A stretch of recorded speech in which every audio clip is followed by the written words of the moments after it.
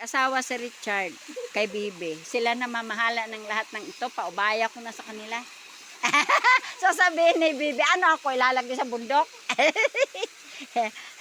Kasi siyempre si Richard sa agriculture yan eh. Maano niya yung mga ikalupaan ba? Adapt na nila. Oo. Yan, ganda oh guys. Lamok pala siya dito, no? Oo, kasi may mga ano yan. Hindi na nga masyado ngayon sis. Kasi pinatanggal ko yung mga mga kawayan na nakaganyan. Pinatanggal ko pati diyan, kawayanan yan sis. Oo. Si Richard doon natalon yan sa baba oh. Pagka pumunta diyan sis. Alanganin ako diyan. Ayan oh, ganda oh. Pwede yan, bawasan pa natin ng Pinabawasan ko na nga kay Juni yan dito oh.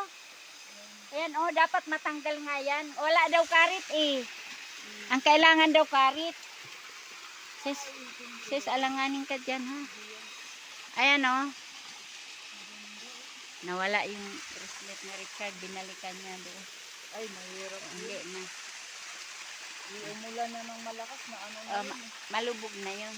Nandun na yun. Nandyan yung yung yakap. Diyan sa kabila, ang ganda ng kurti ng yakap sis. Ito Nakko. yung sila Brad Chris. Oh, hindi naman to kanya. Ayun doon. Yung tinuro ko sa'yo. Yung doon sa Kay Tatay Tony din to. Pero, ito yung kay Sister Mariparte. Yung doon, ang kay Brad Chris, alaga doon sa dulo yung pinuntahan natin. Ayun yun. Ito, kuan na ito kay Sister Mari ito.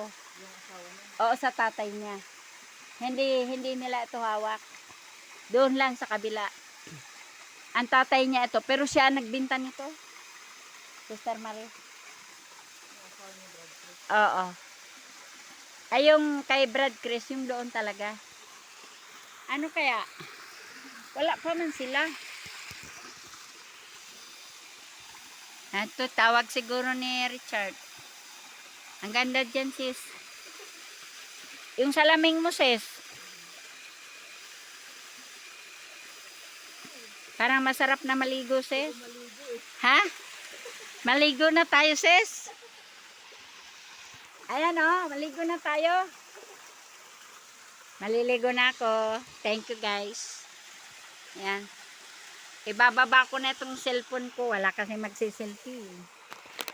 Ayan. Ha? Ano sis?